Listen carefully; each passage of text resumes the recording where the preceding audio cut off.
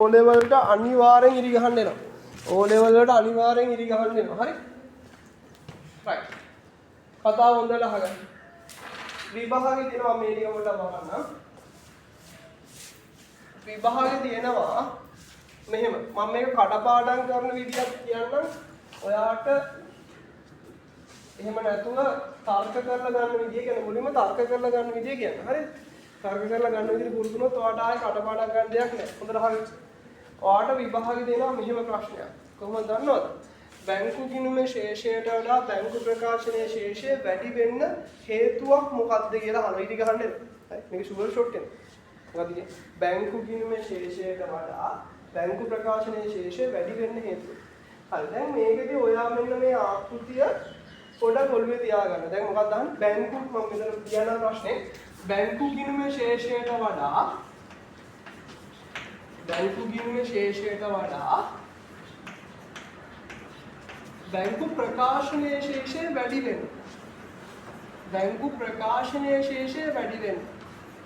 බැංකු ප්‍රකාශනයේ ශේෂය වැඩි වෙන්න හේතුව. right? මෙහෙම දුන්නොත් ඔයා පළවෙනි දේ තර්ක කරද්දී මේක පොඩ්ඩක් ඇඳගෙන මෙහෙම නිකන් ගානක් දාගන්න. මෙතන කීයක් හරි වා දාගන්න. 10000ක් කියලා දැම්ම කියලා දැන් මේක අහන විදිහට මේක හදාගන්න. මොකද බැංකු ගිණුමේ ශේෂයට වඩා බැංකු ප්‍රකාශනයේ ශේෂය වැඩි වෙන්න හේතු වහන්නේ ඒගොල්ලෝ වැඩි වෙන්න. දැන් ඔයා කරන්න මේ 10000ට වඩා වැඩි ගාණක් මෙතනින් දාන්න. මම 15000ක් කියලා දාන්න. ඇයි එහෙම කරේ? මේගොල්ලෝ කියන්නේ බැංකු ගිණුමේ ශේෂයට වඩා බැංකු ප්‍රකාශනයේ ශේෂය වැඩි. හරි. ඒ විදිහට අපි ගාණම් දෙකක් දාගත්තා තර්ක කරලා. හරිද? නිකන් දාගත්තා. දැන් ඔයාගේ මෙතනින් ඔයා දැන් තර්ක කරනවා 10000 15000 කරන්නේ මොකද කරන්නේ උදේ? එකතු කරනවද අඩු කරනවද 5000 එකතු කරනවා. අපි එකතු කරන්නේ මේක මොකක්ද? නිකුත් කළ නමුත් ඉදිරිපත් නොවුචේ. එහෙනම් ඕකට එක හේතුවක් තමයි නිකුත් කළ නමුත් ඉදිරිපත් නොවුචේ. මොකද බැංකු ගිණුමේ ශේෂයට වඩා බැංකු ප්‍රකාශනයේ ශේෂය වැඩි වෙන්න එක හේතුවක් තමයි නිකුත් කළ නමුත් ඉදිරිපත් නොවුචේ. තව හේතු තියෙනවා. ඊට පස්සේ ඔයා කරන්න මේ 10000 ඔහොමම ගිහිලා දාන්න මෙතනට. ඔයාට ඕනේ මේ 10000 15000ක් කරන්න. ඔයා මොකද කරන්නේ? 5000ක් එකතු කරනවනේ. එකතු කරනවා නම් ඒ පැත්තටම නේද දාන්න ඕනේ. මේ හර පැත්තටම නේද 5000න්. දැන් ඔයා කල්පනා කරනවා මොකද්ද සංශෝධිත බැංකු ගිණුමේ හර පැත්තට දාන්න දෙනවා. මේ ඉතින් ණය ගැතිපේෂණ ලාභාංශ ලැබී අගරු චෙක් නිකුත් කළ චෙක් පත් අගරු වී ඔය වගේ ඒක තේරුම් නැත්නම් එච්චර හිතන්න එපා. අපි මං එන්න ඕන එන්න සෙට් එකම ලියන්න. හරි. අපි පොඩි ප්‍රශ්නයක් දාගමු. ඒක වැදගත්.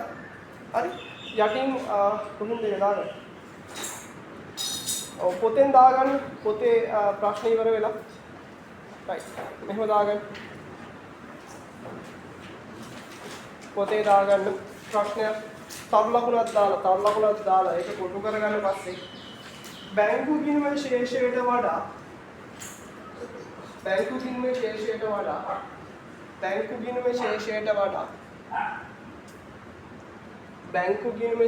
වඩා බැංකු ප්‍රකාශනයේ ශේෂය බැංකු ගිණුමේ ශේෂයට වඩා බැංකු ප්‍රකාශනයේ ශේෂය වැඩි වීමට හේතු බැංකු ගිණුමේ ශේෂයට වඩා බැංකු ප්‍රකාශනයේ ශේෂය වැඩි වීමට හේතු බැංකු ගිණුමේ ශේෂයට වඩා බැංකු ප්‍රකාශනයේ ශේෂය වැඩි වීමට හේතු. හරි. හේතු හතරක් තියෙනවා. හතර ඔහොම 1 2 3 4 කියලා දාගන්න. එක නිකුත් කර නමුත් ඉදිරිපත් නොවු චෙක්.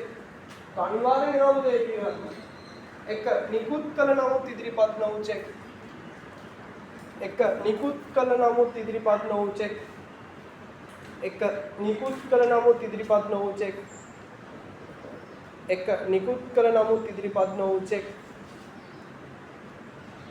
දෙක ණය ගැති ප්‍රේෂණ. දෙක ණය ගැති ප්‍රේෂණ. දෙක ණය ගැති ප්‍රේෂණ. ණය ගැති ප්‍රේෂණ. තුන ලාභාංශ ලැබීම. ලාභාංශ ලැබීම. ලාභාංශ ලැබීම. අන්තිම එක 4 නිකුත් කළ චෙක්පත් අගරු වීම. නිකුත් කළ චෙක්පත් අගරු වීම නිකුත් කළ චෙක්පත් අගරු වීම නිකුත් කළ චෙක්පත් අගරු වීම හරි ඊළඟ ප්‍රශ්නේ ඕකේ අනිත් පැත්තෙන් ගන්න පුළුවන් ඒ කියන්නේ බැංකු ගිණුමේ ශේෂයට වඩා බැංකු ප්‍රකාශනයේ ශේෂය අඩු වෙන්න බලපාන හේතු එහෙම කරොත් ඔයාලට මම කිව්වා කටපාඩම් කරන්නේ නැත්තම් ඔයා මෙහෙම දාගන්න ඔයා මෙතන කැමති අගයක් දාගත්තා එතකොට බැංක් මේක කියන්නේ බැංක් මේ සිංහල පුළුවන් වෙන්න ඕනේ බැංකු ගිණුමේ ශේෂයට වඩා බැංකු ප්‍රකාශනයේ ශේෂය අඩුයි ඒ කියන්නේ 10000ට වඩා අඩු ගාණක් මේ යටින් දාගන්න ඔයා නිකන් අපි දාමු 8000ක් කියලා දාමු හරි දැන් ඔයා කල්පනා කරන 10000 8000 කරන්න මොකද කරන්නේ 2000ක් එකතු කරනවද අඩු කරනවද අඩුනේ කරන්නේ ඔයා දැන් මෙතන අඩු කරන එක්කෙනාගේ නම මොකද්ද මේ තැම්පත් කරනව සුපලද්දී නෝට් හරි දැන් ඔන්න ඒක විතරක් නෙමෙයි මේ 10000 ගෙනියනවා මෙතනට ගෙනිච්චට පස්සේ ඔයාට ඕනේ මේ 10000 8000ක් කරන්න එහෙනම් ඔයා මොකද කරන්නේ 2000ක් අඩු කරනවා නම් පුතේ මේ තියෙන පැත්තනේ අනිත් පැත්තට දාන්න ඒ කියන්නේ බැංකු ගිණුමේ බැර පැත්තට දානවා. හරි. අපි එකක් දාගමු. හරි ඊළඟ ප්‍රශ්නේ. එතන. ඒක අනිත් පැත්ත ලියමු. බැංකු ප්‍රකාශනයේ ශේෂයට වඩා දෙවෙනි ප්‍රශ්නේ. බැංකු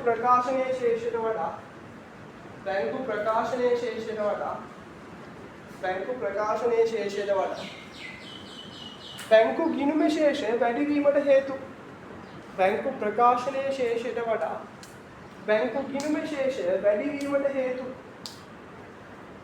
කියපු කතාව අනිත් පැත්තට බැංකු ප්‍රකාශනයේ ශේෂයට වඩා බැංකු ගිණුමේ ශේෂය වැඩි වීමට හේතු 1 තැන්පත් කළ නමුත් උපලබ්ධ නොවූ චෙක් 1 තැන්පත් කළ නමුත් උපලබ්ධ නොවූ චෙක් 1 තැන්පත් කළ නමුත් උපලබ්ධ නොවූ චෙක් 1 තැන්පත් කළ නමුත් උපලබ්ධ නොවූ චෙක් 1 තැන්පත් කළ නමුත් උපලබ්ධ නොවූ චෙක් 2 ස්ථාවර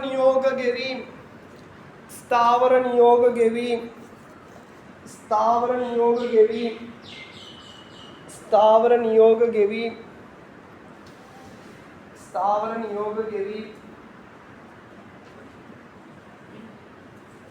තුන ඒ බරපතලේ දේවල් දාන්න තියෙනවා. හරි. බැංකු ගාස්තු හා චෙක් පොත් ගාස්තු. බැංකු ගාස්තු එකක් කියමු අනිත් එක චෙක් පොත් ගාස්තු. තුන ලියන්න බැංකු ගාස්තු, හතර ලියන්න චෙක් පොත් ගාස්තු. තුන ලියන්න බැංකු ගාස්තු, හතර ලියන්න චෙක් පොත් ගාස්තු. අන්තිම එක 5.